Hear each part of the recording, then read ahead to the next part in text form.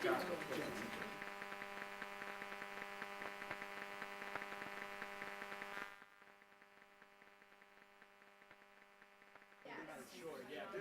face us, and then the parents can come around our side too.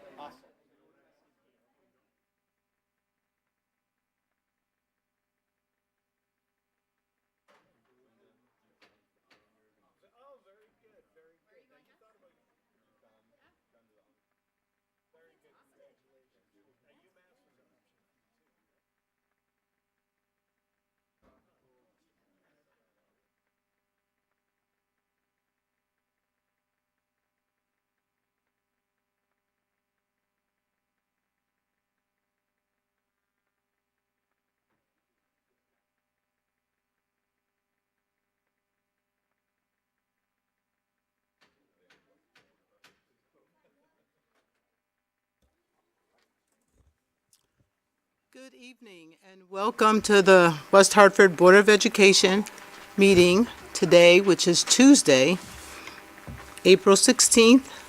It's a little after 7. I'm going to ask Cammie to do the roll call. Mrs. Blanks, Here? Dr. Greenberg, Here. Mr. Levine, Here. Mr. Paul Uke, Here. Ms. Poland, Here. Dr. Thomas Farkason, Here. Mr. Zdanowitz, Here. Student Representative Gus Bacon. Here. And since Megan's not with us this evening, Gus, I'm going to ask you to lead us in the pledge.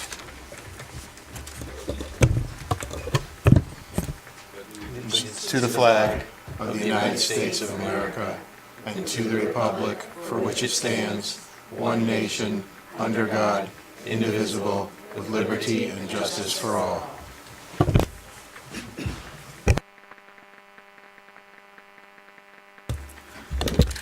Okay, we do not have any revisions to the agenda, and this evening we are graced with the presence of our students from the Charter Oak International Academy, who will present on waste audit and sustainability efforts. So I welcome all of the students to the table, and for the parents, please feel free to come up and you can take your pictures of your children behind us.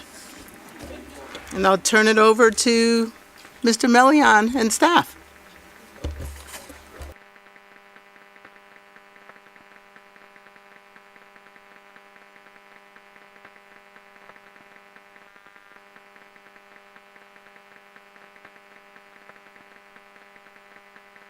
And then you see the light, okay?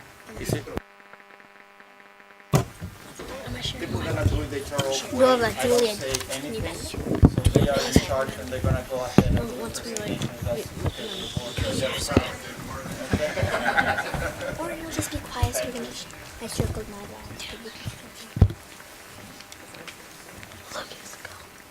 Hi, we're 5th grade students at Charter Oak International Academy, West Hartford's only International Baccalaureate Primary Years Program elementary school.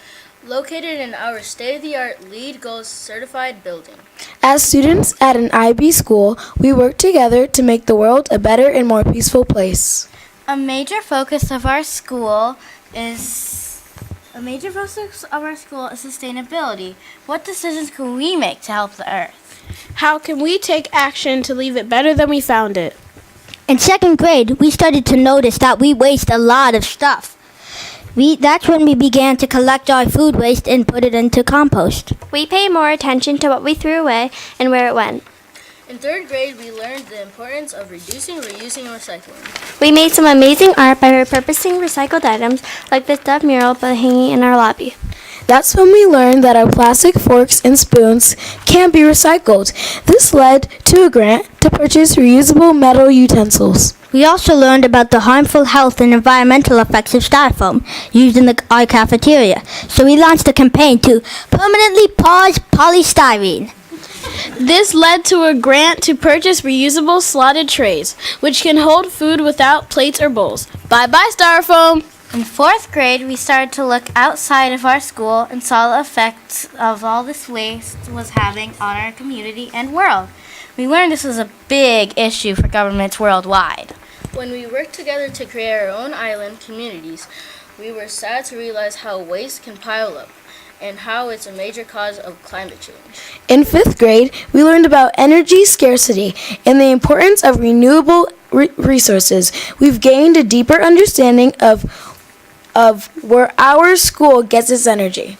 As a LEED Gold school, we have a geothermal heating and cooling and solar panel to reduce our carbon footprint. We also learned about biodigestion and how our food waste is created to use energy without emitting methane or gas into the atmosphere. And guess what we learned? Of the food that is produced worldwide each year, about 1/3 or 1.3 billion tons is lost or wasted. We were curious how much food we wasted. So, on Monday, October 22nd, our school did something different. We did a waste audit to quantify our waste problem. We weighed all our trash, recycling, and food waste, and we found some interesting information. We found out that our school of about 550 students threw away more than 207 pounds of waste in one day.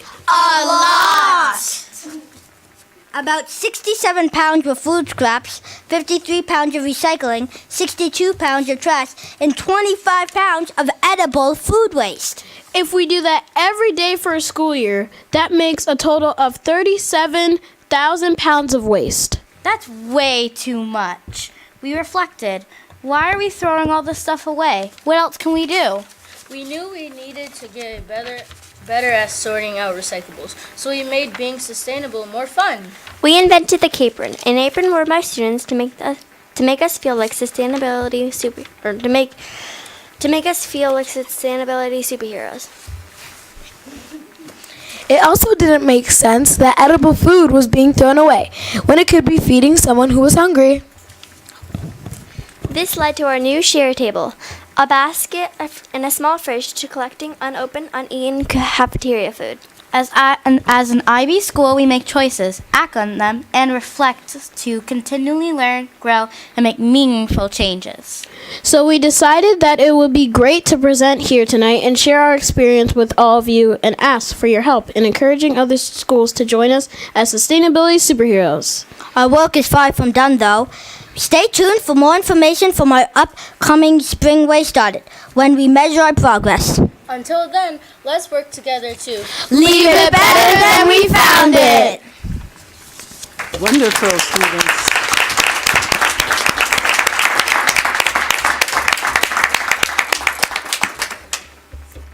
Thank you very much. That was awesome.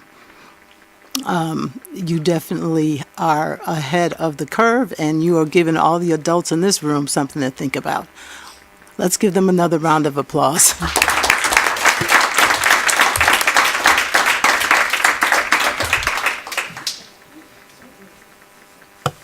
That was amazing and very inspiring.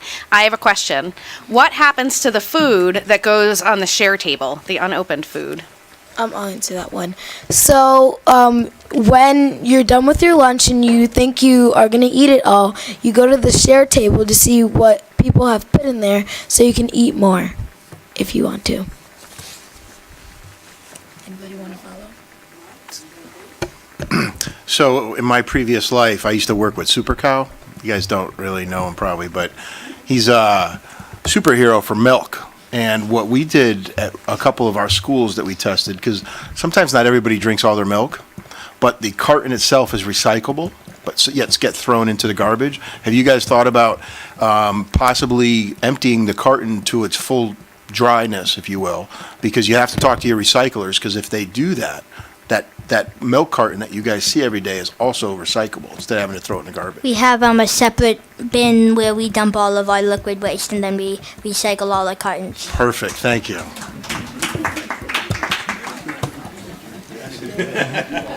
Well, first off, I want to say hello, neighbors, because I live right across the street from your school, so it's great to meet you, and it's really neat to hear your stories. I learned a lot tonight, and one thing I learned that I've never heard before is what a capron is.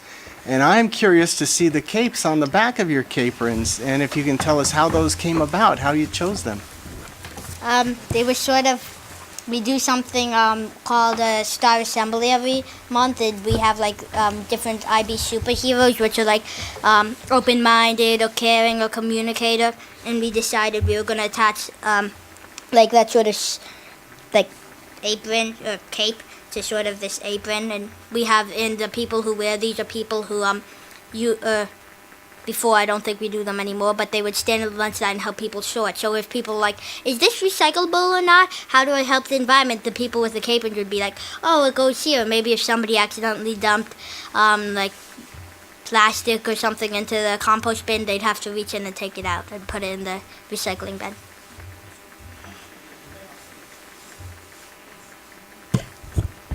I just want to say that I imagine I'm speaking for my colleagues as well, so very proud of you, not only in terms of the work that you're doing, but your presentation tonight was wonderful. It was animated, you were thorough, direct eye contact, so very proud of all of you. Certainly we have future leaders here, so thank you again for all that you're doing. I'd like to echo those comments. You guys did a fantastic job. It's obvious that you worked hard on this, and it showed. You're all just amazing. The one question I had is, so since you guys are trendsetters, obviously, and it's super admirable that you've come up with this whole plan and you're putting it into place at your school, do you have any plans to contact any of your fellow students at other elementary schools to show them what you've done and maybe help them start the same kind of thing there so you can create like a town-wide initiative? So we sort of been talking about how there were like different towns, I believe one in Rhode Island, that totally banned plastic cups and styrofoam cups. So they're pretty much entirely waste free. So after, we're still trying to figure out what to do with our remaining waste, which is just a few plastic scraps here and there, and maybe like a cheese stick wrapper or something. But once we do that, I think we can try to do it here, and we're hoping you guys can help us spread the message to the other schools.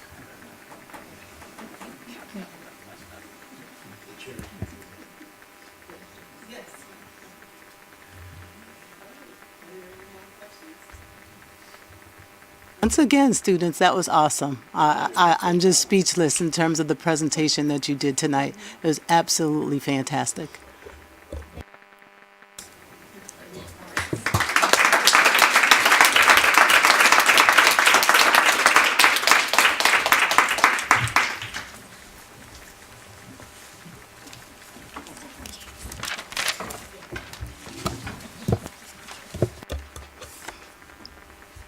Okay, next on the agenda, public communications.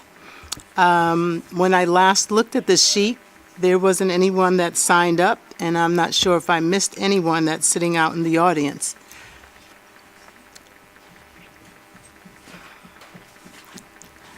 You're all very welcome. All right. I'll move along, and if there's anybody, there's a chance at the end for public communications. So we moved to the next agenda item, which is unfinished business. And I'll start with the proposed calendars for 2020-2021 school year. This is actually the third reading, and the recommendation is that the Board of Education review as a third and final reading the proposed calendars for 2020 and 2020 through 2021. May I have a motion? And a second? Second. Ready for discussion and questions. So, the last time we were here, we talked about 3 choices, and I believe we added a 4th, and then we were going to kind of mill it over and come back and decide what we wanted to go forward with. So I'm going to propose that we go through each, and then we can decide on a vote. I'm not sure, unless you have another way of wanting to do this. Mark. I don't have another way of doing it, but do you want me to, I kept track of all the emails. Do you want me to start with that? All right. So we asked the public for some input, and we got it almost immediately. I think I emailed Tom and said, did you do something? What happened? It was on Facebook or something like that. Our neighbors and friends. So we got immediate. we got, what I tracked is 91 emails on this. So 91-ish, because there was a couple that maybe are redundant, but, so option one, we had 24 responses that were in favor of it. Option two, now, so let me just explain. So option 2 and 3 both have the late start in it, and the numbers aren't all exact. Well, the tracking is, but their option, there was a lot that said I would do either 2 or 3. So I kind of kept the track who specifically said 2, who specifically said 3, and then both. So 15, all right, so option 1 was 24 responses in favor of. Option 2 was 15 responses in favor of. Option 3 was 27 in favor of, but then there were 8 that were either 2 or 3, and they were talking about the late start. We had one email that said, I have no opinion, so I didn't actually count that in the total numbers. And then option 4 was 23 responses. And then those were just the responses that they were in favor of, and I tried to delineate a little further from there with just comments. For some of the highlights, I obviously didn't take all 90 plus emails, but just some of the highlights that people were talking about. Early June, getting out in early June means no camps, and there's money for more, parents have to put more money for their kids. Highly opposed, second comment, highly opposed to March break. March, April vacation with April vacation with other schools. I was actually running late today. I was at Southington for a track meet, and they are off this week. New Britain's off this week. I believe Canton's off this week. So when we, Middletown, Manchester. So when we sit at the table and we all talk about a common calendar, we don't have that now. So just keep that in mind. And I was surprised too, because they didn't have, believe it or not, their track meet was affected by how many people were away from school. So, yeah, we Hall smoked that one, let me tell you. So then there's short break. They want to end early. They want to match with other schools. There were 3 people that said that. They want to match so that if teachers live out of town, so that they want to match vacations as well. And then they're concerned about camps again. And then some people are opposed, or at least one was very opposed to starting before Labor Day. One said no shorter April break. I don't know what that really meant. April vacation useless. Timing is not correct. Option 1, I like option 1, but I have no opinion about spring break. I have no opinion on anything, but I don't want February break. And then there was one that said start on a Monday, not Wednesday. It's better for the kids and teachers. So that's kind of a summary of what we got for email. So thank you, public, for doing that. I just wanted, so now discussion or whatever. Can I just add something? That number breakdown was really helpful. I done something around the same and came out very similar, so that's great. I just wanted to add that one other set of comments that I think we got that actually I found quite persuasive was some of the people who argued against the full February break made the argument that it was hard for working parents to find coverage for yet another week. So I just wanted to throw that out there. There were other people who made the health argument for the week, which said, right, that it's a chance for the winter germs to clear out. So I just wanted to add those comments.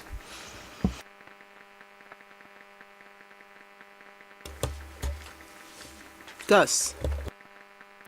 Well, I'm here to represent students, and I feel like I should say that most students do want the additional break in February. Rob. A question for you guys, since you do represent the students. Was there any other feedback you wanted to share with us beyond that week? Like, was there an option they were leaning towards in your discussions or anything? Other than support for the February break, people are pretty indifferent between the other 3. I guess just one more summary. that there were 49, because they said either 2 or 3, that wanted the later start week. So I had just added those up. I don't think I did that previous. So there were 46 plus the 3 that said either way. Or, I mean, actually, I'm sorry, it wasn't 3, it was 8, it was 52. 52 either way. So I guess if you wanted to look at the emails, the overwhelming was a later start piece, and that's what they didn't really talk about. They just talked about those 2 options, and that was the overwhelming. And the other ones, again, just for, while we're talking, 24 for 1, 23 for 4. So when you say the later start, the later start date, which is the September 2nd, right? Yeah, the September, those are what option 2 and 3 represent, and that was the largest number that people really responded to.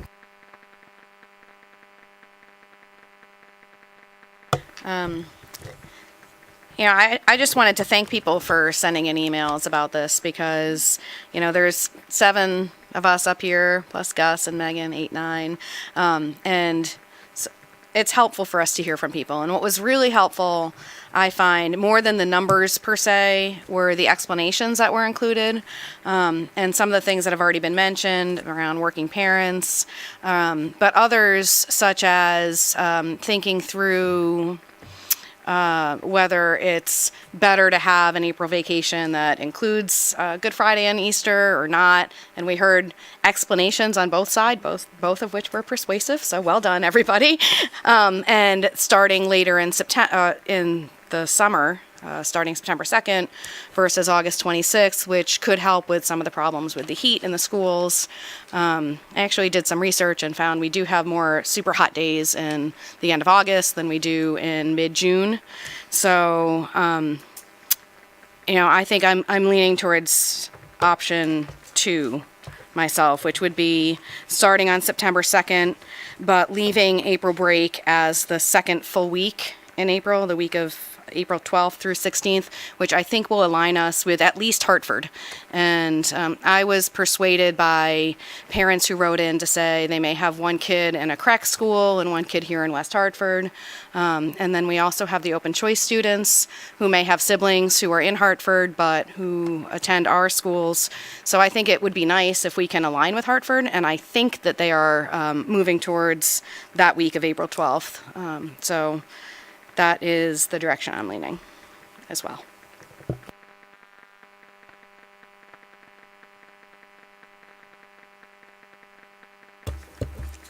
Oh, Mark.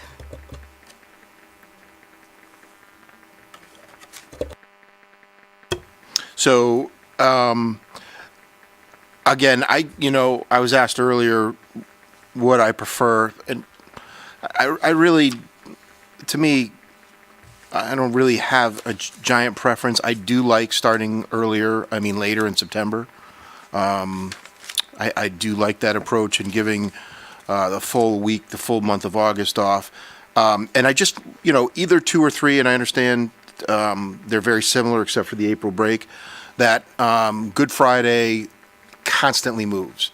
So if we just say agreed on option 3, where it takes the Friday and the following week, that would only be for the calendar 20 and 21. And it may never line up again for how many years. So it's not like we're making a decision that's long lasting, that, we will sit here at the same time next year doing 21, 22, and those decisions will be made at that time on Good Friday or something. So I just wanted you guys to keep that in mind. I do prefer a later start in September. One is because of the heat. One is, some of the, and thank you, Cheryl. I didn't make all the comments, obviously, because there were so many, and I remember those comments. But I do remember the comments that, there was some parents got nostalgic and said, that's what we had when we were kids. I love it. I'd love to go back to that. There's a couple of those. I didn't mention that. And I just think that, sometimes when we're in such a rushed environment, we all have kids, and, sometimes, or most, they always take priority. And, You're getting them back ready for school, then sports start and the things like that. I think maybe getting back to the late start time in September, the later start time in September would just be that little fresh breath that the parents could take. They don't have to, oh my God, if I stay a third week in the Cape Cod, that's going to really, I'm not going to get school supplies. They're going to be all out. I just think that the stress would be, and the numbers represent that too. So I'm going to listen to the people and go with the option starting later in September. Yeah, I'm pretty much agnostic with calendars and let you guys have them. But Andy and I were talking about it, and with this summer, with the early end we're going to have, it gives us 10 solid weeks for construction. A later start this 2021 year would actually give us another set. The longer we have in the summer, obviously, if it works out sometimes, you can get a few more projects done during that summer. So that's something. When we had the opening at Charter Oak, we tried to start later too, so it's not unprecedented to start later. So that's just something else that's a positive benefit of this. That's really helpful to know, actually. I'm totally with you, Mark, about the later times, the later starting date. It makes total sense. Hey, you said start times, not me. But I totally agree. For all the reasons that we've talked about, from heat to longer breaks for families. And I am relatively agnostic between 2 and 3, which, as you said, the difference is where that April vacation is. The 2 reasons that I slightly prefer the separated Good Friday and vacation week are, first of all, exactly what Deb said. If it's true that Hartford is going to have that other week, some of our students go to both Hartford and West Hartford schools, and that actually is a problem, it seems to me, if we have 2 different weeks. And the other concern that was raised, and I don't know what to make of this, but people who do want to go away for vacation, some people mentioned that they were a little concerned that because airfares were higher over Easter, that they might have to end up paying higher fares to go away. That struck me as, if everything else was the same, that was compelling. I don't know. It also seemed to me, if you wanted to go away for Easter, that gave you more time. So I'm a little ambivalent about that, but I just wanted to put that out there. So I'm certainly between 2 and 3, as you're saying. I'm slightly leaning towards the separated week, especially, Tom, if you think that is Hartford's plan. I don't think they've voted yet. I don't have a schedule for them, so they may not have voted on it before at this point. So I'm not sure. Okay. Anyway, so assuming that they go with the standard calendar, that sort of persuades me. But again, I am easily persuaded a different way if there's a strong argument for the other side.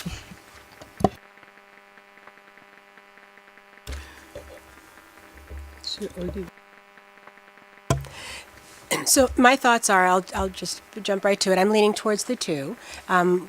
Option 2, that is. One being the later start time for several reasons. The comments that were given via email, also in terms of the temperature bit. And Tom, I must say what you just shared as well certainly is influential in terms of the benefit for our school district and allowing more things to be done in terms of the projects over the summer. So that certainly is more reasons to validate and justify going for option 2. The reason for option 2 over option 3 is I have more of I don't have more of an umph for collapsing the holiday into the vacation week. And whenever advocating or voting for something, I want to have a good reason to justify that. And I don't have a good reason to justify it apart from just extending the vacation period overall. So for those reasons, I am in favor of option 2 at this juncture.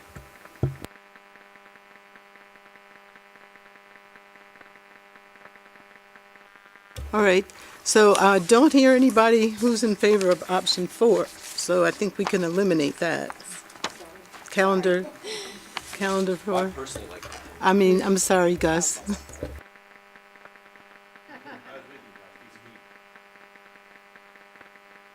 So I think we could put this to a vote, so I'll ask if all are in favor of the proposed calendar for number 1. Yeah, we can just vote each one since we've just had the discussion, and then we will go with the majority. Okay? So it's all in favor for option 1? Okay. And I'll just do in favor. I don't think I have to do opposed. All right, and all in favor of option 2? I'm in favor of option 2. So, okay.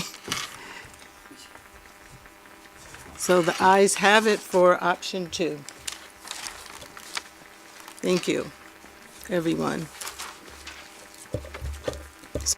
Did that calendar for 2020, 2021.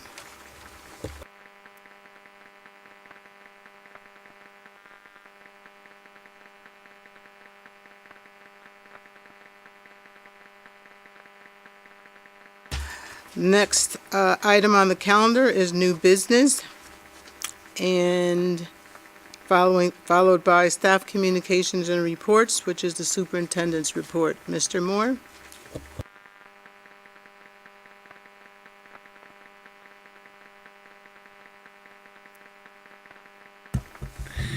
All right, so the past few times, it seems like something's come up that's taken away some of my good news, and today's another one of those occasions. But I do want to give you an update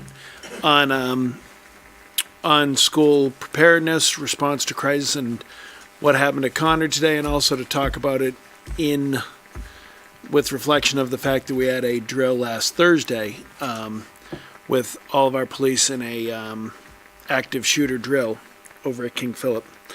So this morning at about 8 o'clock, and this is because there's a lot of misinformation that gets out there. We try to share as much as possible. I thank Julio for his communication. I thank Ronnie for running a story that we were in communication with her to try to get the right information out there. And at about 8 o'clock this morning, a phone call went into 211. And that's important in that it's different than a call coming to us, because 211 then contacts the police. Not that we wouldn't have contacted the police right away, but it shifts. And the initial phone call talked about a suicidal student who stayed on the line with 211. So when we first, when Principal Duarte, who did a tremendous job, first talked to the students, he talked about it as a medical emergency, which is what it was. And then shortly over time, as the 211 operator responded to the police, and then the person talking. So what we do in that situation, it's a shelter in place. So students stay in the classroom. It's just not the word lockdown, that we're not locking people out of the building immediately at that point, and we're not locking internal doors in the building, which was also important with the police coming through. So over time, over the next few minutes, the police and the person talking started making threats about killing themselves, killing others, and all these really bad things. At which point the police responded as they would with their SWAT team. And I've heard some people question, well, why did the police respond with weapons? That's what the police do. That's what they're trained to do. That's what our protocol does. However, it does lead to certainly an increase for our kids in tension and what's going on. And I think any of us, and Rick, Andy, and I are all parents, and we can say with cell phones, parents are getting these messages right away, and then people are calling us immediately, which we're trying to deal with the situation at the same time. The fact is, underneath it all, about 2.5 weeks ago when Hartford Public received a swatting call, we felt like we knew who that person was, a former student at Hartford Public and a former student at Conard, who we knew was no longer in the United States. So actually, immediately after that, Andy, Eric Dempsey, Julio at Conard, Julio's security staff, and the police met to talk about this possibility of this happening at Conard.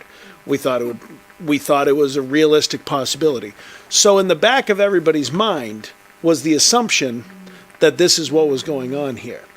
But we operate under an abundance of caution, obviously, to make sure, and we needed to get the copy of the phone tape from 211 sent to us so that we could identify the voice, and then the police could start working on a trace where's the call coming from and everything else.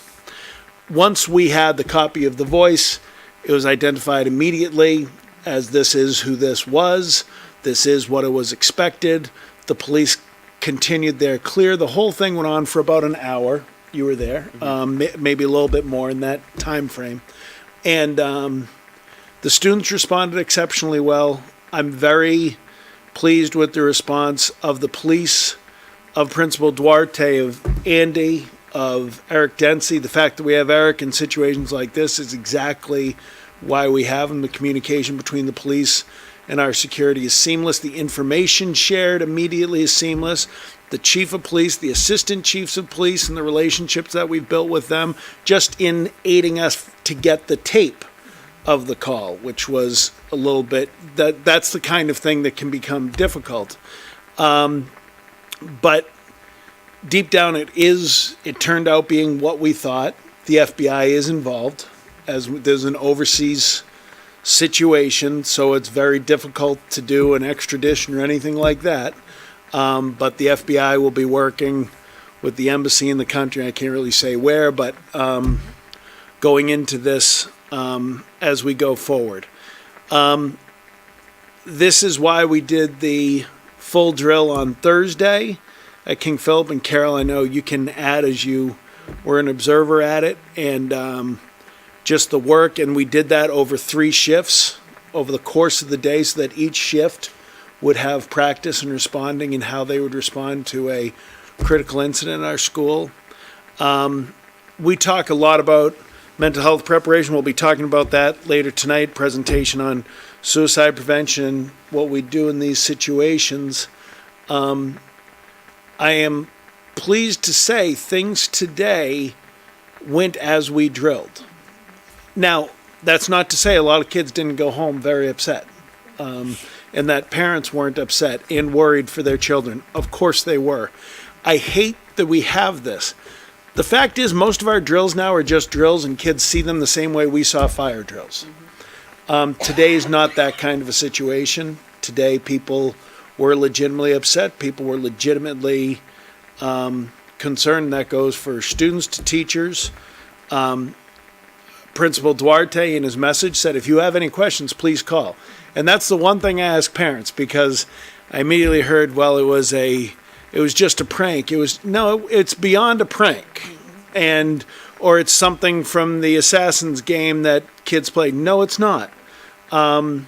We know exactly the situation that it was. So, but really I want to thank Andy and his team, the preparation that we've done.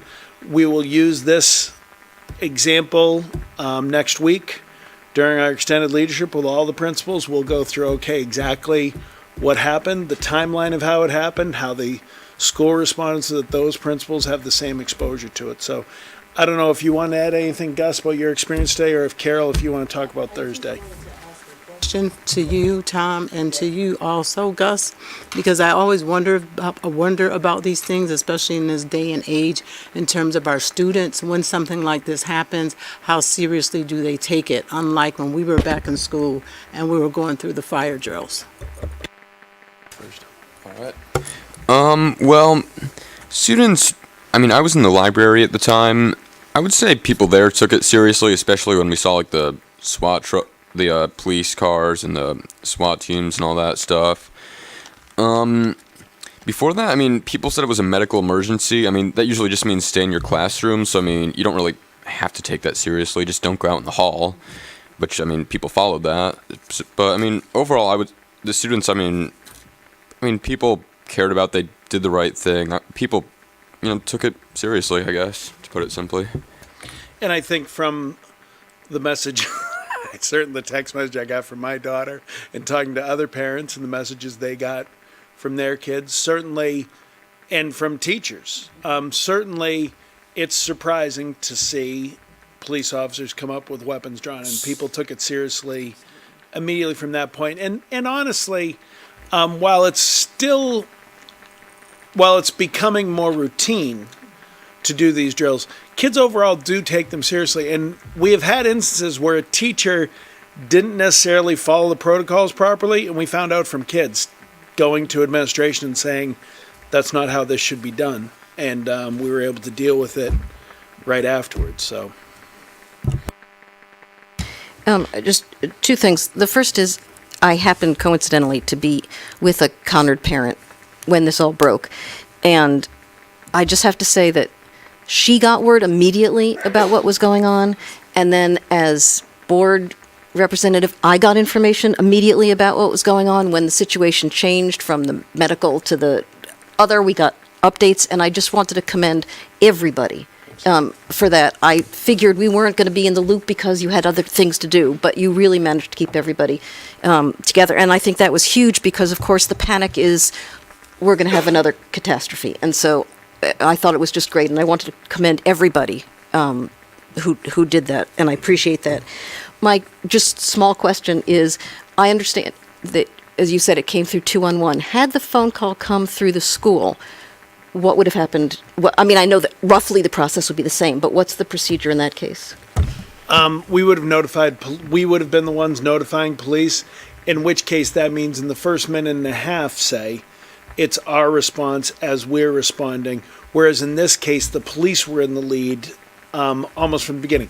Once the fact is, if there is a situation with an active shooter ever, once the police are there, the police are the site. They are the site managers. That goes over to them. This is a little bit different. So it's a good question. It's not a minor question. That's actually something we'll follow up with.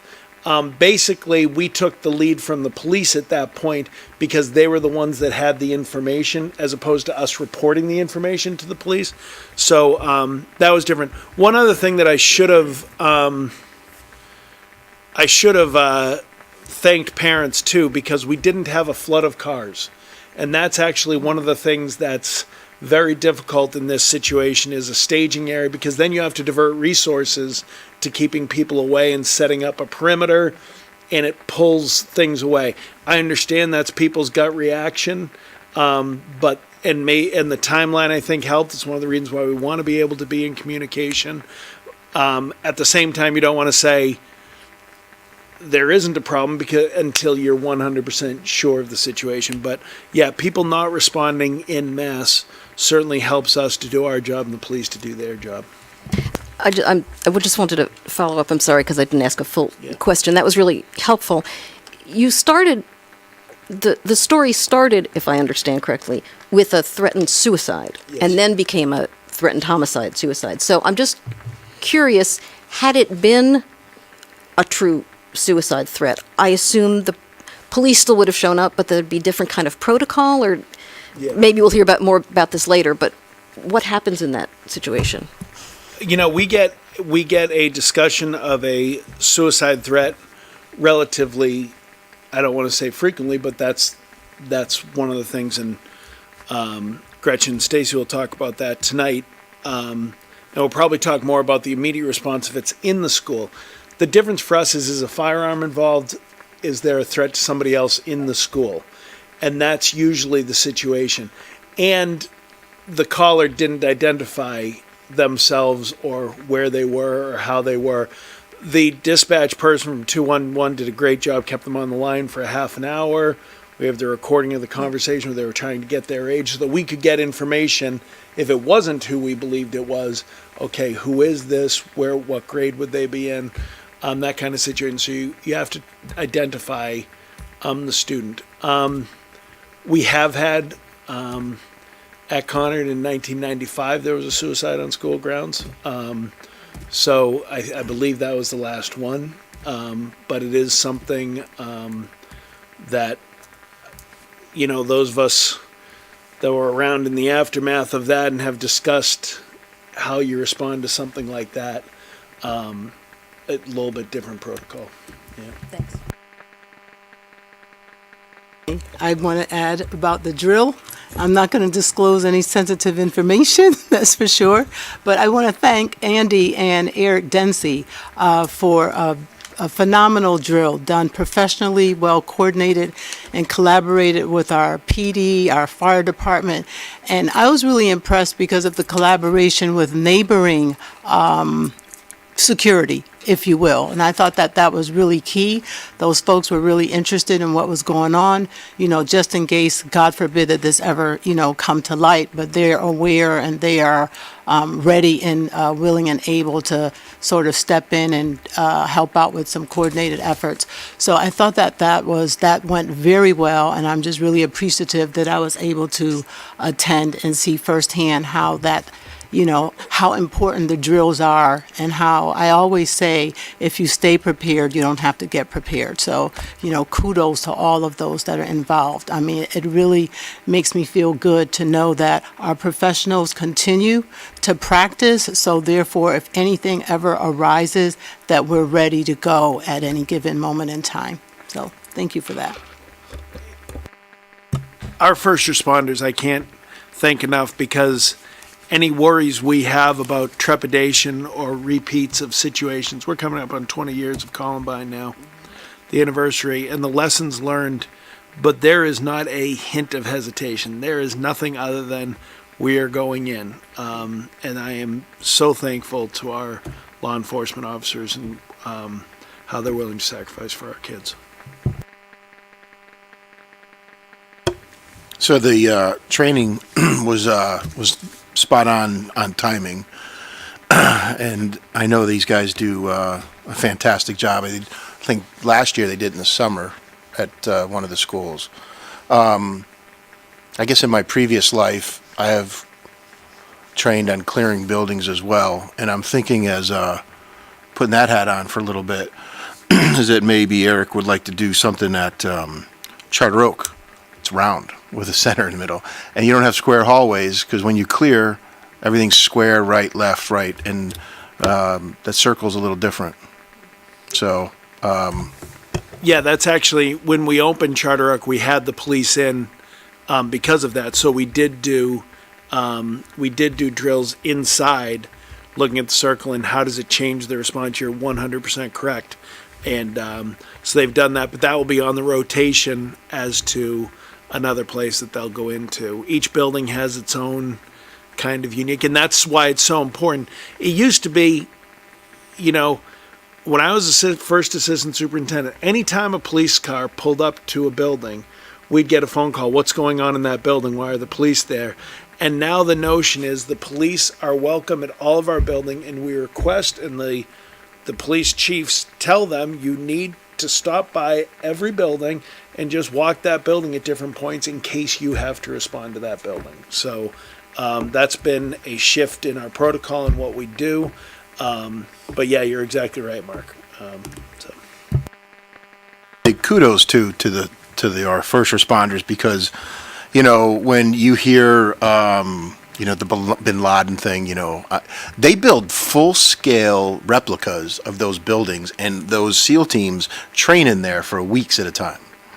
These guys have to go in at a moment's notice without that, so I'm not making light of any SEAL Team 6, but those are the, elite in the world, and these guys have to do it, boom, and just to do it, I did get a couple texts about some parents that were mad, and I was like, okay, I'm not gonna say it. I'm just, I'm glad you're mad, but your kids are safe, and I'd rather you be mad that you didn't know exactly what was happening at every second of the day than any alternative. So it's management by chaos, which is difficult, and students texting, this thing is, we talk about this on a lot of different things, but this thing can be evil, and you can have, I heard it all from it. They were doing the what's the game with the squirt guns? Assassins. It was from that. Parents have to realize that a lot of that rumor starts hear at the kids in this text. And, you know, I understand, I have kids in the school system too, but they have to understand that we, the first responders, not we, well, of course we do, but those first responders are top notch and have trained and are going to do the right thing, you know. And I know that Tom's administration is doing the right thing. And so, you know, I hope parents understand that I would rather them be a little mad and, you know, kiss their kids tonight and stuff like that. And it was just a miscommunication on stuff. Like, you know. Thanks. Thank you. Oh. Okay. All right. So thank you. Thank you for all of that discussion. And thank you, Tom. And thank you, staff out there, for all that you continue to do. Next item is staff reports and board discussions, non-renewal of non-tenured personnel. And we welcome Mr. Rick Ledwith to the table with the report. Good evening, everyone.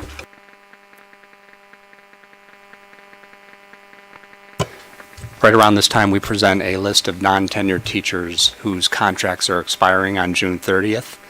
And by state statute, we are required to, the Board of Education is required to vote on the non-renewal of those contracts, and we're required to provide written notification of this vote to the affected teacher by May 1st. Conditions for non-renewal are primarily teachers on interim teaching contracts. So on average, we hire about 25 to 30 interim teachers every single year. This year, you can see there's 24 teachers on that list. And those teachers know coming in that they're filling in for a teacher who's out on a leave of absence, and their contract will end either when that teacher comes back from the leave or at the end of the school year. So they know fully well coming into the contract that this process is going to happen. We let them know about the vote. We let them know about the written notification when we hire them. And then we also invite them in for a meeting during the spring to re-educate them on this process. So there's no surprise by the vote and the fact that they will receive written notification that terminates their contract on June 30th. Interim teachers also know that we do a significant amount of hiring from our interim teacher pool. So this year, for example, 12 of our new teachers were interim teachers last year. And based on the performance of the teachers that are on this list in front of you this evening, I could say we'll probably hire a similar number next year into contracted positions. So that summarizes the vote that you're about to take. If you have any questions, I'd be happy to answer them. Okay, so then that means that I did that backwards. I should have asked for a motion and a second and then discussion where you would have come up and then we would have taken the vote. Okay, so let's go back. Okay, in a second. Okay, and we had the discussion. Any other questions for Mr. Ledwith? Okay, so we ready for the vote? All in favor? Aye. And any opposed? No, so the motion carries. Thank you, Mr. Ledwith. Thank you. Next up is suicide prevention and mental health, and we welcome to the table Dr. Gretchen Nelson and Stacy Calanjo. Calaggio. Thank you, ladies. So this is a topic that we've promised a presentation on, which really we talk about in some variation every year, I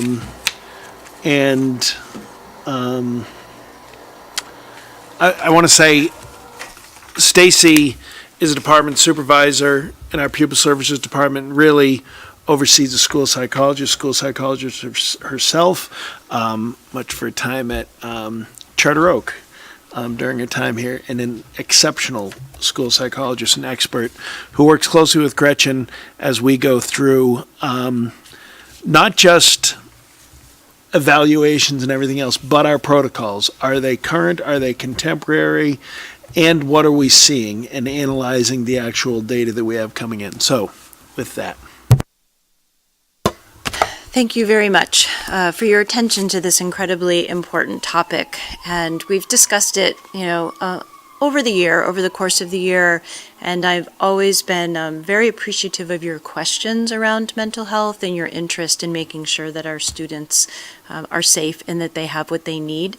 Our primary objective is for students to be safe and to make sure that we have their well-being in mind.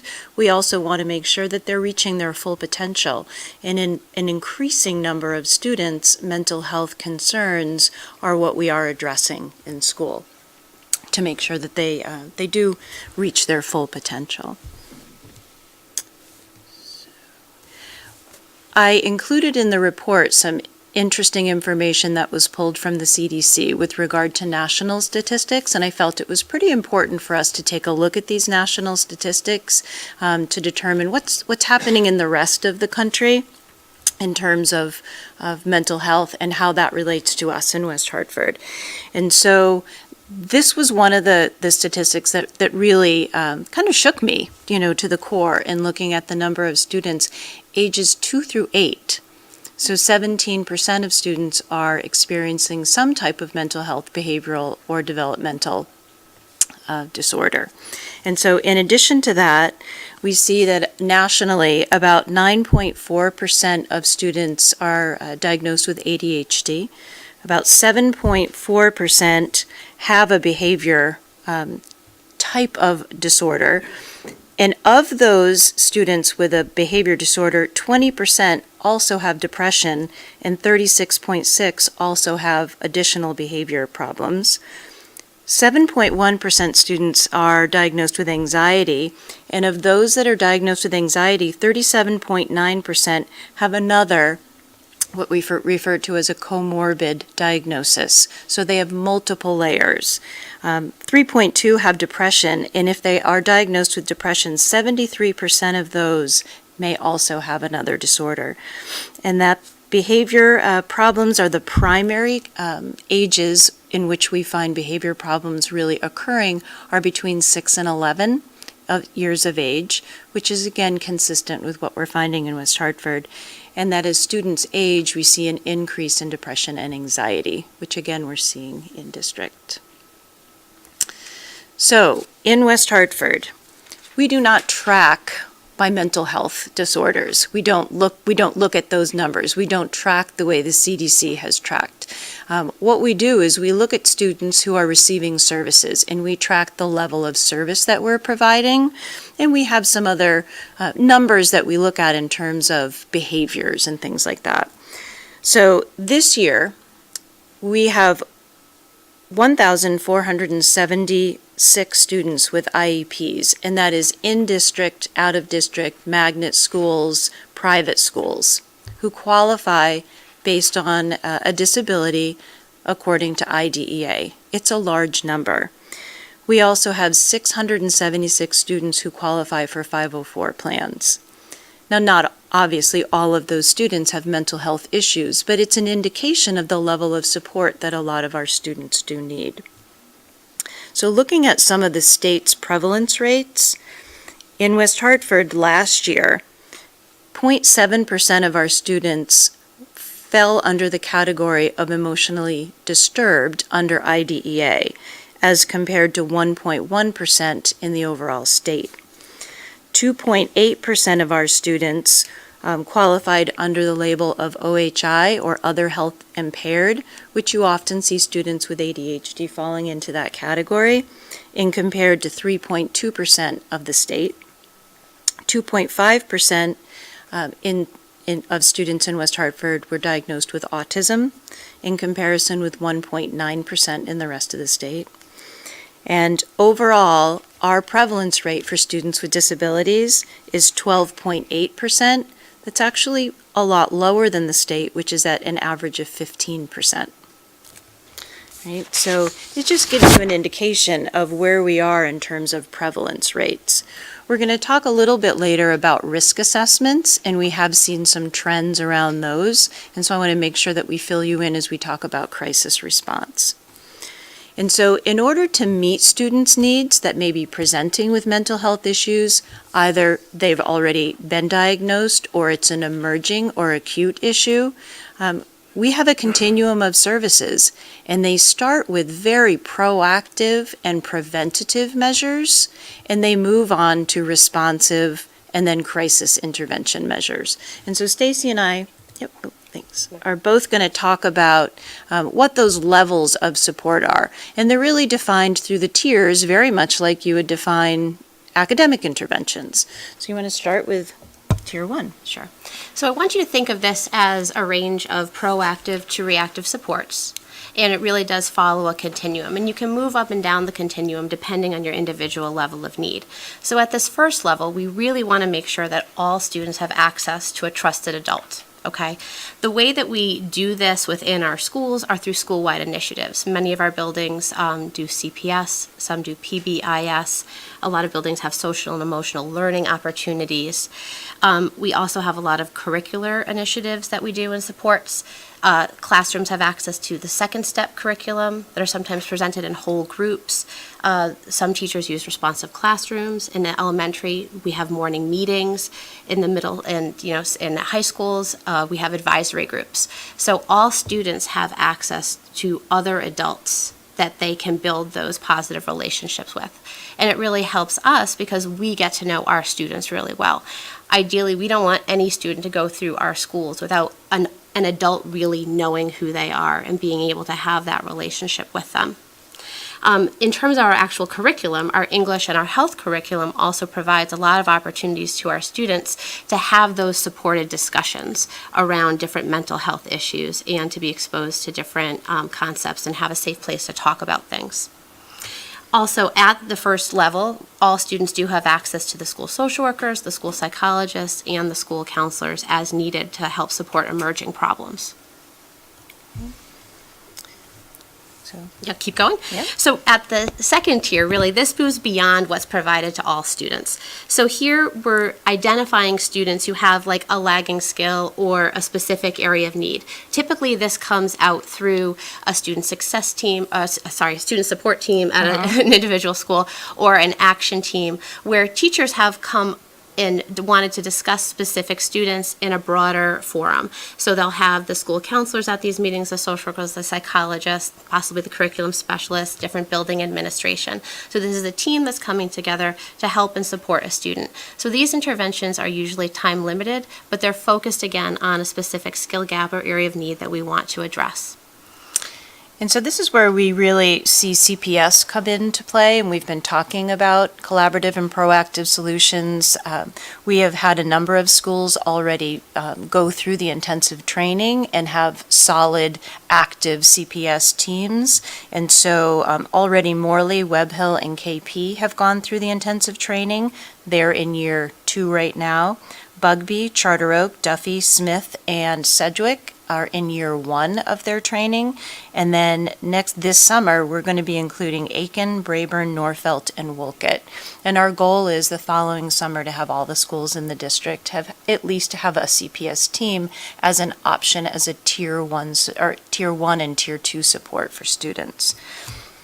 And at this level, we'll also add accommodations at times into students' plans. At the high school, this could be having an anytime pass to go see that trusted adult, the school counselor, school social worker.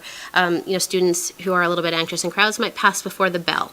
We can, in elementary school, provide break opportunities for students. They can, be the special helper in the classroom to have other strategies to help them through the day. We also do work with our community partners and community supports that we have in town. We are very lucky in this community that we have a lot of supports and options for our students. We partner with folks for mentorship programs. I know you're going to talk about the work that we do with the Bridge. And our staff also often frequently consult with community providers in order to support our students. So specifically, the work that we do with the Bridge is incredibly collaborative, and it has a long history. So the Bridge comes in to our schools, and through their counseling and clinical staff, they're able to provide group support for very specific reasons, perhaps a divorce group or a bereavement group. They also provide mentoring for students, and a teacher or a staff member can nominate a student for mentoring, and so they will be provided with a Bridge mentor. We also do individual counseling. And this year, one of the things that Tom and I talked about doing with the Bridge folks, and they're going to be responding, are some parent information and parent education sessions, which I think is very important, especially around the area of mental health. And then, of course, this year, the Bridge supported us through a crisis response as well. And it was a matter of a phone call, and within 15 minutes, I had a list of clinicians that would be coming into the schools to help support our staff and our students. And it was wonderful. Very, very collaborative. So as we move along the tiers, if we find that students aren't making the progress that we would like to see, then we do provide additional intervention. So at this level, they tend to be more extended and long-term. It can again be individual or group counseling. And what we're looking for now is more continued progress monitoring. We want to make sure that we're intervening and providing the supports that are needed and making sure that we're seeing the growth that we want.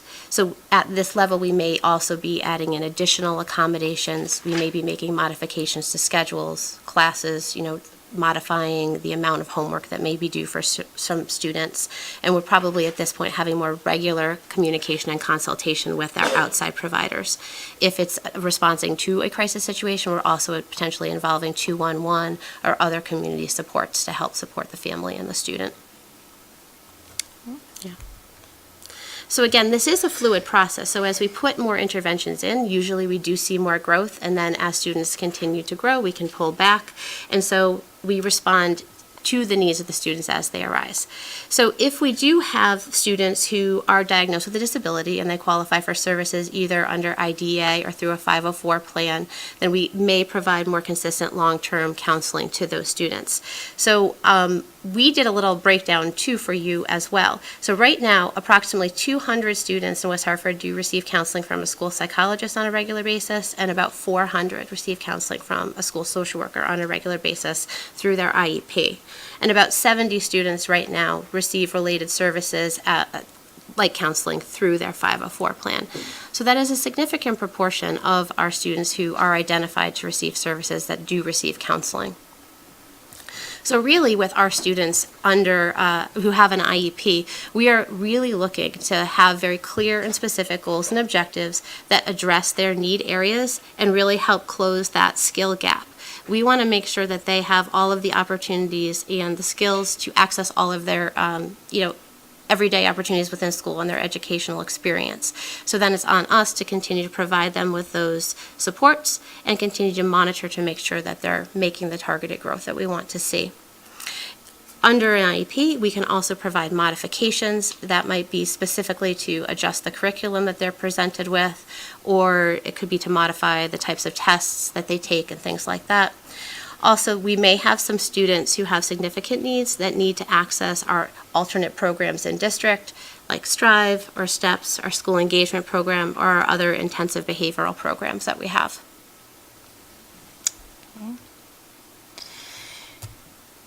Do you want to break now for questions to talk about the level of service, the continuum of service, and then go into crisis management? Or would you like us to keep going and then hold questions at the end? Okay. Okay. All right. Okay. All right. So it's up to you. Why don't we keep going and then we'll come back for all of them? Okay. So we have the continuum of services for those students that we're aware of and that are emerging.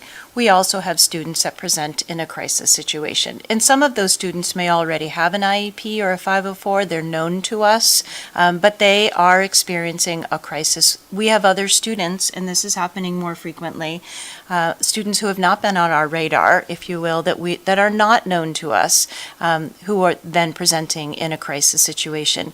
And that can happen at school. It can also be a report from a parent that says, my child was hospitalized over the weekend. And they're in need of support, and we need to meet in an emergency fashion right away to figure out how to move forward. And so that is what we are considering crisis management.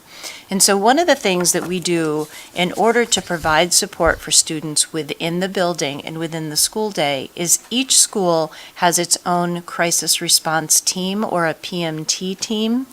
That particular team is comprised of the school administrator, clinicians, teachers, other qualified people in a school. They meet regularly to talk about the needs of students, and every member of that team is trained in physical response and de-escalation strategies. So it is required by the state that they're trained every year. We have in-district trainers that do that, and so we monitor their certification, and we make sure that everybody's up to date. We make sure that every team has a full crisis response team. So if we have a student who is dysregulated, who needs support, that team is called. Every school has their own protocol for doing that and making sure that, number one, student safety needs are met and that they are met in a respectful and confidential way. And so those PMT teams work primarily to de-escalate situations, and according to the law, the state law, we can only put hands on a student or help them in a physical way if they present an imminent danger to self or others. So that is our PMT crisis team. We also have the community resources of being able to call 211 and 911 if a student is in an emergency type situation, and we make frequent 211 calls daily at some point throughout the district. So we also have risk assessments, which Stacey will talk about. So in terms of what we're terming our at-risk assessments is for suicidal risk. And so what I want you to do is to think of our school psychologists and school social workers as the staff who really do the coordination of care. Okay? And this occurs in multiple ways. So first, we provide yearly training to all of our West Hartford Public Schools staff about what are the warning signs and what is the procedure for notifying the clinical staff if you feel that you have a student who might be at risk for self-harm or suicidal behaviors. Okay? As a clinical staff, we review our procedures and manuals yearly, and we discuss kind of how we respond and make sure that we're following the same protocol from school to school, okay? The clinical staff also works with families. We provide recommendations to families to support student safety, make sure they know how to access their community resources, and we make determinations when we're doing our at-risk assessments as to what level of support that student might need, okay? Whether it's working with outside therapists they may already have, whether it's accessing 211, or if we need to get medical attention right away. We also provide in-school supports, and we do the follow-up, and we monitor the level of support that the students need. So this can range from a student who goes home one day and comes back the next, and we notify the teachers, we set up safety plans for the student. If students need to be hospitalized, we have re-entry meetings and have very clear plans for how we're going to continue to support that student over time. So we're really providing that continuum of care and being the consultant to keep all the providers on the same page. And in the report, we provided you with the number of risk assessments that are done each year and that have been done since 2010. So you see that it is trending up. The numbers are much higher than they were when they first started.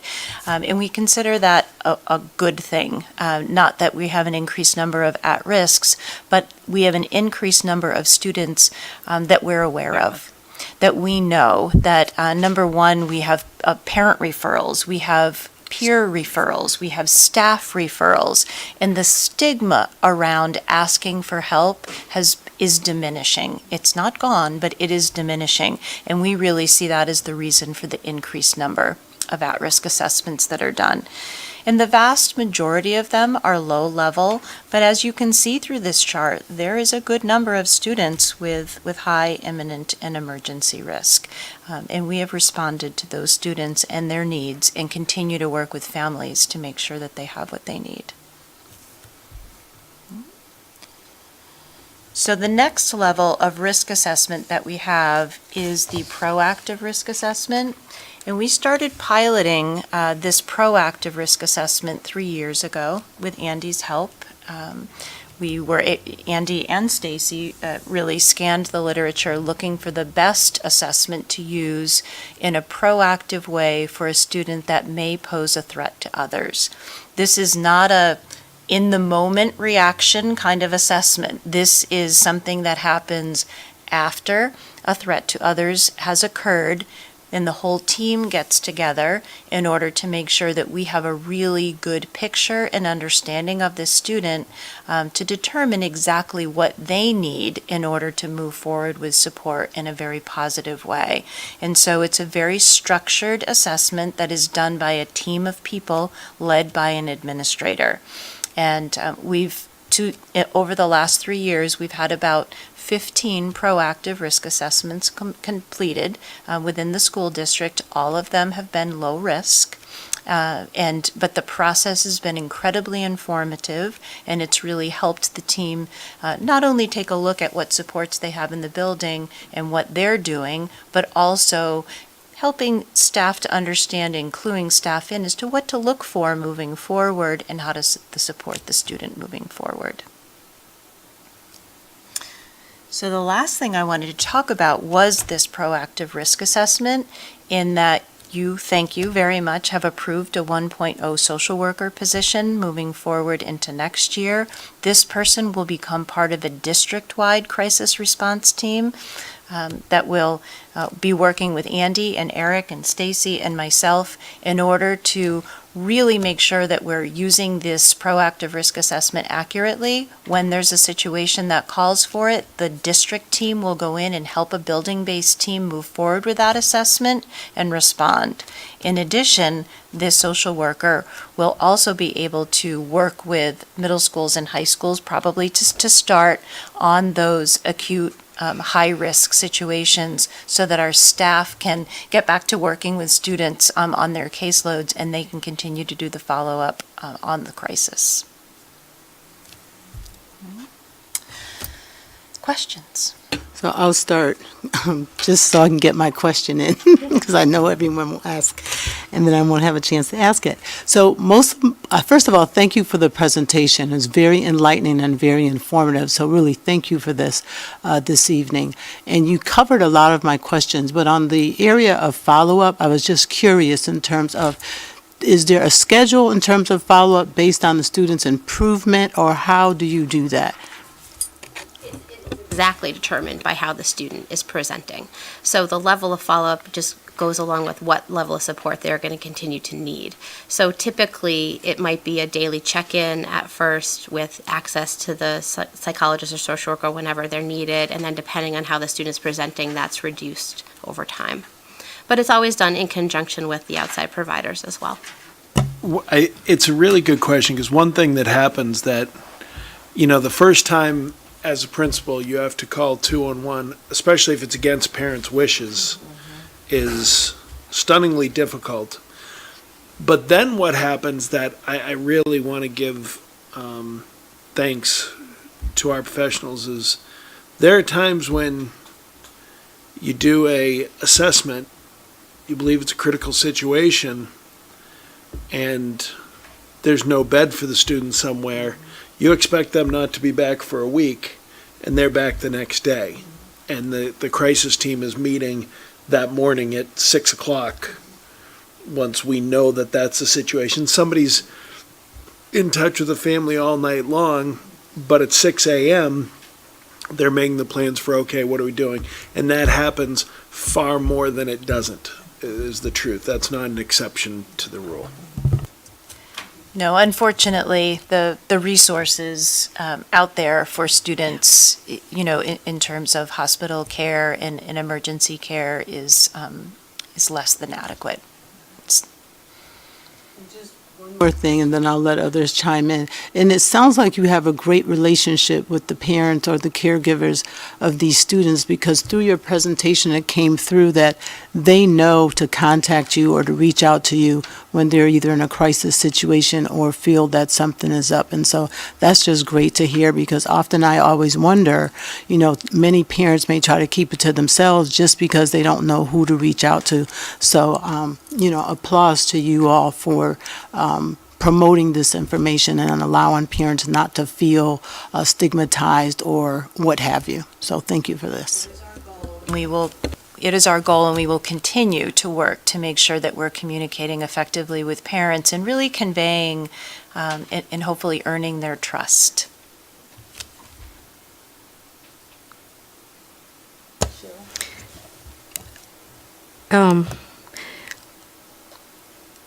First of all, you guys are amazing. I'm sorry. You save real lives, and I just have to say that I'm very grateful for that. It's actually why I ran for the board, to make sure that these kinds of supports are there. So I just have to say that. But I do actually have some questions.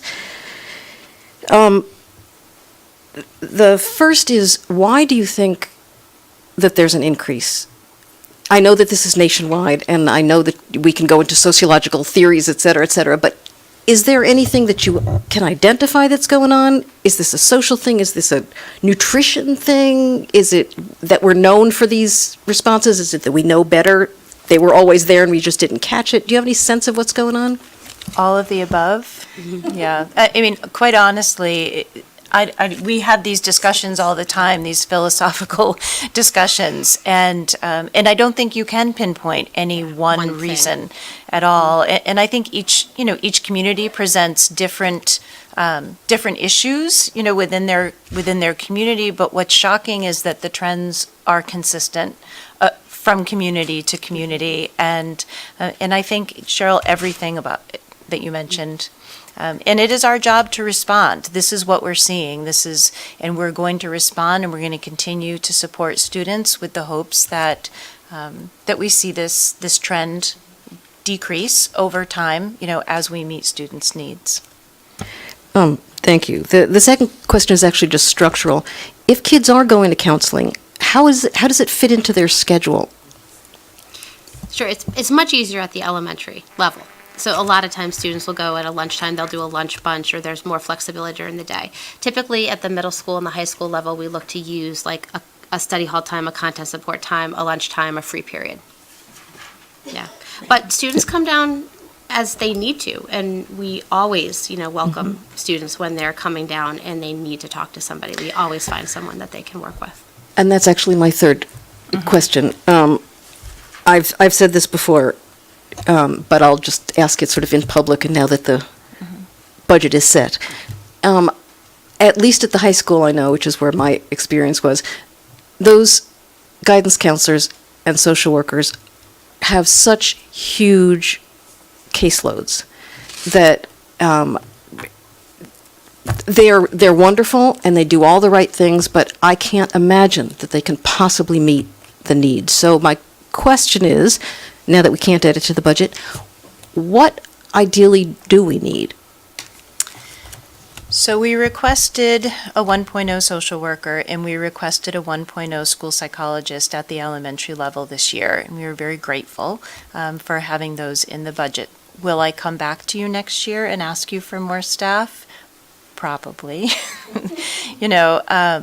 Yes, and the needs are great. We try to be responsible employees and take a look. We do look at numbers. We try to look at it quantitatively and make wise decisions about where we're using our resources, but we're putting them in the areas of the greatest need. And we'll continue to monitor that. One of the difficulties, as you know, is with social workers, school psychologists, case managers, is that special ed is a litigious area, which means paperwork is immensely important and it's mountainous. And so that's really one of the hugest push-pulls is it's not so much the number of kids, because people make time when there's an emergency, obviously. It's all of the other things. It's the scheduled meetings, it's the scheduled PPT, it's the scheduled paperwork that goes along with it that makes it daunting. Yeah. So one of the things that we do is look at ways to make teachers' jobs more efficient through the paperwork. So we try to do that kind of thing because we want teachers and clinicians, which I consider teachers too, to spend as much time with students as possible. Okay, and I don't want to hog the microphone here, so I just have one other question. And there's no way to say this politely to the audience, but sometimes I really appreciate the ways that you have reached out to families and parents and guardians, but candidly, sometimes the home life is the problem. And I just wonder what your options are in that, at that point, how you think these things through. So we can only control what we control. And so when we have students 6-7 hours a day, and we need to make the best of those 6 or 7 hours. And when we can engender that trust in a family, we can hope to start to make some changes there. And that is our hope, always our hope, something that we're working toward. But our focus is going to be on making it the best 6 or 7 hours that we have with that student. That's why education, parent education is important, which is why I asked the Bridge if they would be willing to partner with us on that. Unfortunately, we find that a lot of parents don't come to the education nights, or those that maybe could use the most support have the least access because of things that are going on at home. But we continue to strive. I continue to work with SEPTO. I think it's very important that we communicate with parents and gain trust. I think the dignity with which Gretchen and Stacy especially deal with parents is really important, because we have to accept that parents, no matter their situation, this is an incredible period of mourning for them, oftentimes. And that becomes, you have to have some patience, especially with fear, because people understand the timeline of support of our institutions ends at 21. And that fear is real for people. And sometimes they will lash out. And this isn't directly your question, but it kind of ties to it, because you don't really know when you're meeting with that person. There are cases where we disagree with the parent, we disagree with what happens, and you try to make a deal. You don't always. And those are the difficult ones where I think Gretchen and I have very difficult conversations with each other about, are we doing the right thing? Is this, and it's not easy to watch something where you think, okay, well, how can we do what we can for this child during the time that we have them? And there is DCF. We've called DCF before, without a doubt. There's situations where we've called the police before.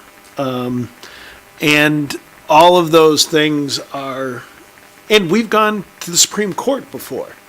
So all of those things kind of fall under that realm of, I think you're right, in that difficult situation. I learned something from every parent that I work with, every single one of them. And so in some way, every family helps me understand how to support their child.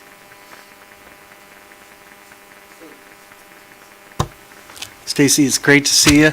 My oldest is about to graduate high school. I think I met Stacy on his first day of kindergarten when he had a broken leg, and we hauled him around in a red wagon. Thank you for all your service over the years and everything you do for all the kids in the schools. Gretchen, you too, and everything you've done. And I was thinking about that. I haven't been here as long, Dave. That's okay. But I was thinking about that. Stacy, with the years of service within the district, and Gretchen, all your experience outside the district, and bringing that. What a great collaboration. Thank you both. It's really neat. You were mentioning about teachers, and I've spoken before about how important it is to have the child's teacher as part of that team, that they're pulled in. And I was really struck tonight by thinking how, well, sure, if we have certain number of students who need to have a meeting about them, the teacher needs to be involved. Can you share with us a little bit about how you support the teachers to ensure that they're part of these groups, discussing the children, because the teacher's with that child most throughout the day? And then also, when the teacher's away from the class, I'm thinking of the flip side, who takes care of the class while they're pulled out to be part of these small meetings? So we work really collaboratively with all the principals in each of the buildings, and so when a teacher needs to be pulled for a meeting, whether it's a strategy meeting or a PPT or a 504 meeting, we try very hard to schedule it during an appropriate time for that teacher. But also there are building subs so that we can get a teacher in and out. We want to make sure that we're not taking a teacher out of a class any longer than they need to, so they come in and provide information, and then we can go and do follow-up with them afterwards. And so if they couldn't stay for the entire meeting, we make sure that they're in the loop. We take advantage of our Google Docs, of course, so that everyone is sharing information that way. And a lot of our related service providers, including our BCBAs, provide in-service training within our schools, CSI time, faculty meetings. We make sure we convey a lot of information to teachers during faculty meetings, and so that we're always keeping everyone up to date. Thanks. And another question I had, I'd like to encourage you that as we go throughout the year, we've added a couple positions you mentioned. Can you keep us informed about how those new positions and the individuals we hired for them play throughout the year, how they come into play and what impact they have? Absolutely. Great. Thanks.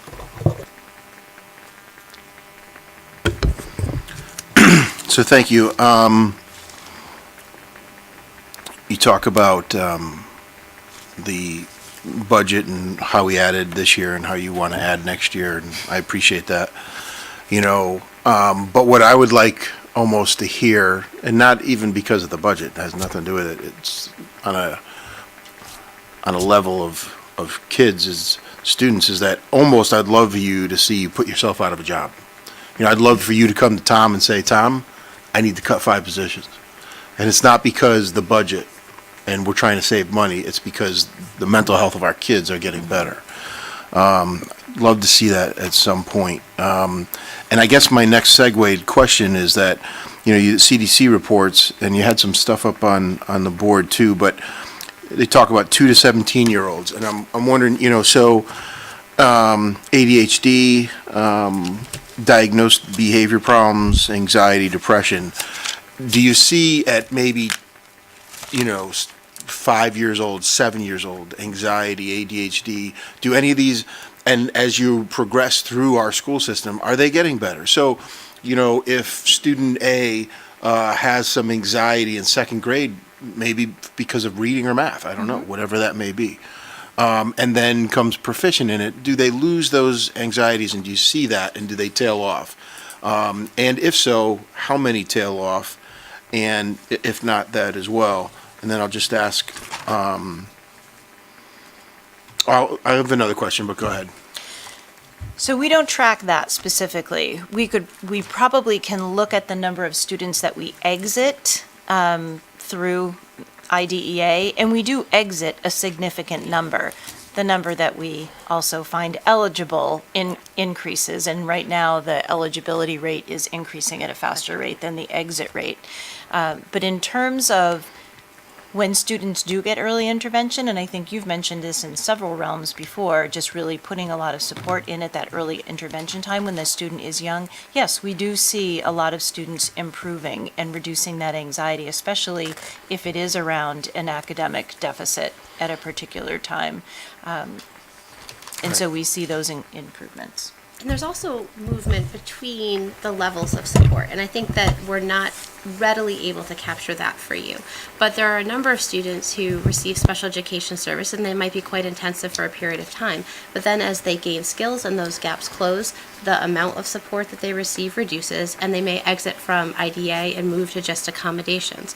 Or what we see a lot in the high school too is that we may have students come in as freshmen and they may need 28 sessions of counseling a year, but by the time they're seniors, they've moved to consultation and they're really just having check-ins. Then again, at that same time, in that phase, we've picked up new students, but really there are a lot of students who do meet with success and do reduce the amount of service that they need over time because they're now independently able to use the skills that they've been taught. The other statistic that was captured in here that really demonstrates a trend is that we see more students with behavioral dysregulation at the younger grades. And as they age and mature, there are less and less of those.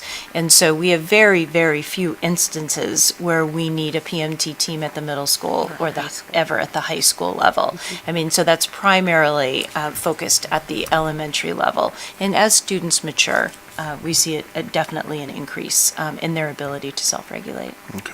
And that's something that you guys, I'm sure you hear it occasionally now. You will feel pressures with this, because we do, with children at very young ages with significant behavioral issues. You'll hear about room clears. This has become a legislative issue in some ways. And it's difficult because there's a lot of people whose answer is to outplace that kid. But we know, based on experience, give us time. And that child, we can get to where they need to be, because it happens more often than not, that does become something they outgrow. We teach, they get through there. It gets better as the year goes on. So that's something that, I'm glad you brought it up a little bit. And the other thing I'd say, Mark, is there are kids that are never in special education that I do believe in other places would be because of SRBI. Because we saw a dip in special education right after we rolled out SRBI, Scientific Research-Based Intervention, those Tier 1, Tier 2, where we hit kids academically early on with a lot of supports. Because that's when we actually saw a dip. Now, I think our overall numbers got rid of that dip. I just think there's a dip we don't see because our overall numbers grow, but our interventions are working out for kids with a lot of the academic supports, especially early on. So then my second question is, you talked about, and I just want a clarification, because you said each school has its own protocol, but then in the description here, you said that follows a crisis responsive protocol where district. So I think in previous meetings, there were some ideas of having some standard procedures, and I just want a clarification on that and how it works. Sure. Actually, we addressed that recently as we were working with a new committee, the Teacher Safety Committee, and through the Teacher Safety Committee, we did actually look at developing standards for each protocol. So every protocol must have 10 standards to it, for instance, and but then within each school they can personalize it as long as those standards are met, and that those standards were agreed upon through the Teacher Safety Committee. So again, I don't want to tell a school what they have to do and how they have to respond, and everyone has to have the same walkie-talkie call. It's very important that I think we honor the communities as long as we're meeting those certain standards.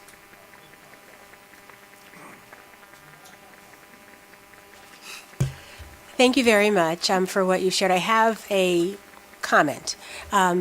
That what you do is so appreciated and needed. I think many times we can minimize or not recognize the important role that mental health providers play in our school system, because many times you are the whistleblowers for the first time in recognizing there's an issue that's going on.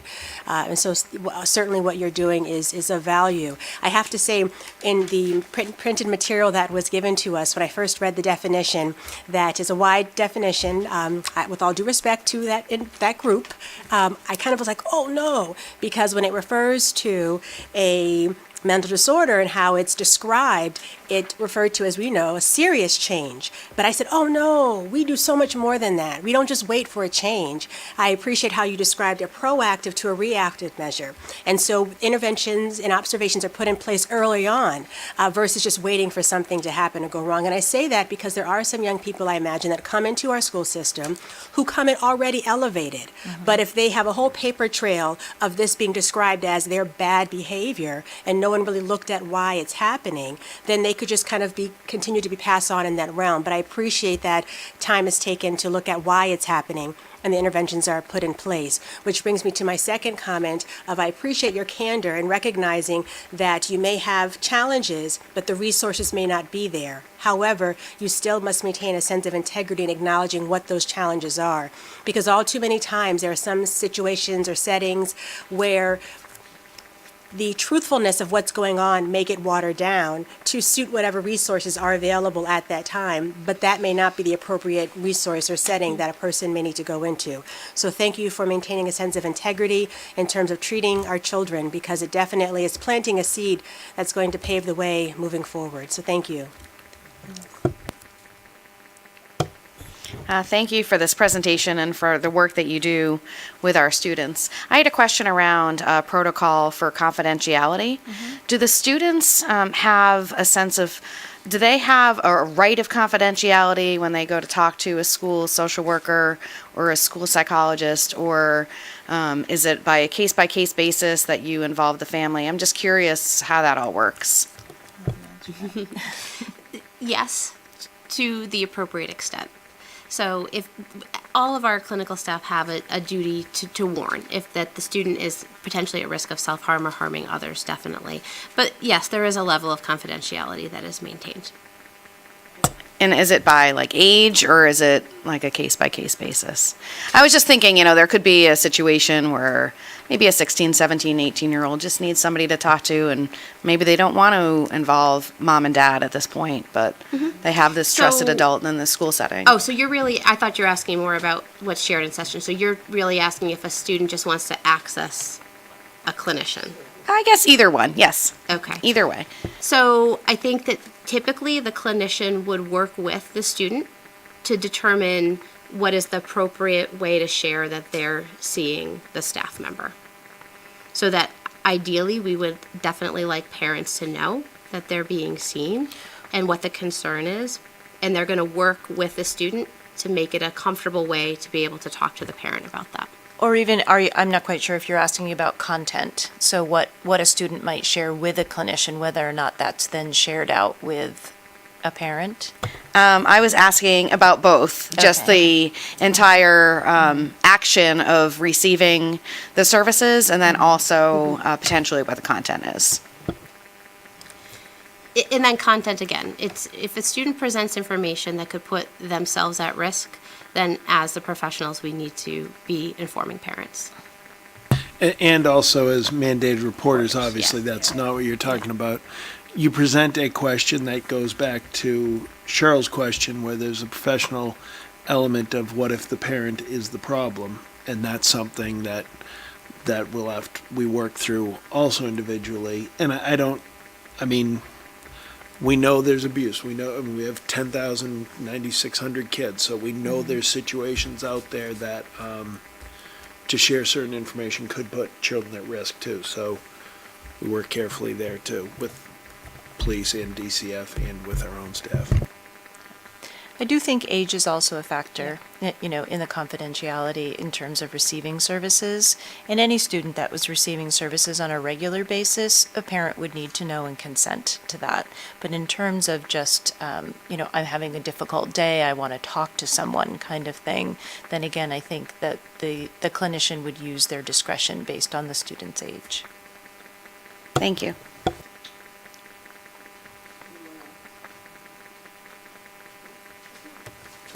All right, thank you. All right, the next item on the agenda is routine matters, approval of minutes, approval of the minutes of the regular Board of Education meeting of April 2nd, 2019. And the recommendation is that the board approve the minutes of the meeting of April 2nd. May I have a motion? So moved. And a second? So I believe there was 2 corrections, and those corrections were made, so if there's no discussion or question, we can move right into the vote. All in favor? Aye. And no opposed? Okay, motion carries. So we move on to information and reports. Board members, communication and reports, reports from other boards and organizations. Dave? Hey, our last meeting was April 2nd. That was only 2 weeks ago, but it seems like forever with the break and everything. On April 4th, I got a chance to visit with the Whiting Lane PTO. I know some others had hoped to join, but because of scheduling conflicts, it didn't work out. Just want to let you know we had a great conversation. This was part of our listening tour where we've gone out to visit the different school organizations. Sometimes it's with the PTO or a group of parents. And this time they had some great information to share. I heard their concerns, and one of the neat things that I really realized from speaking with the folks at Whiting Lane is not only did they have concerns, but they also had suggestions. Here's what we changed to make it better, and that was neat. And another thing, Tom, I'll get together with you sometime and share what I learned, but I'm confident right now that 80 to 90% you already know that. you've been aware, and I know you've got your finger on the pulse, and that's another thing that's very nice to know that you're aware of that. I also, on April 4th, attended the career fair that Rick and team held. Congratulations. It was well attended, and it was well put together. This year I got a chance, thank you, Tom, and everybody, to speak with some of the staff and the administrators, get to know them better when they had time between interviews, and that was neat. And once again, it went really smooth, and we should have some great candidates from that.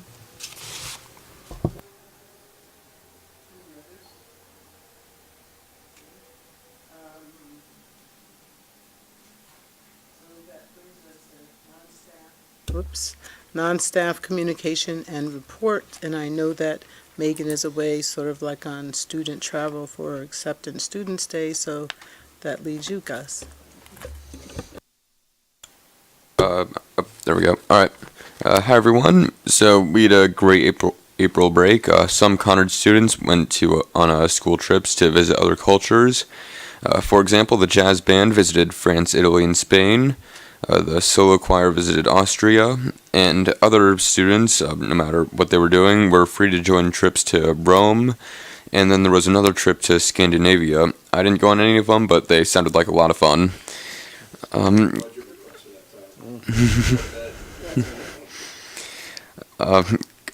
Congratulations to Cameron Slocum and Max Ryan on being named CAS Outstanding Arts Awards recipients. And then Conard and Hall students attended an event at CCSU to prepare for a fiscally responsible future. And lastly, I just wanted to thank the town administration and the West Hartford Police Department for their response to the incident that happened at Conard earlier today.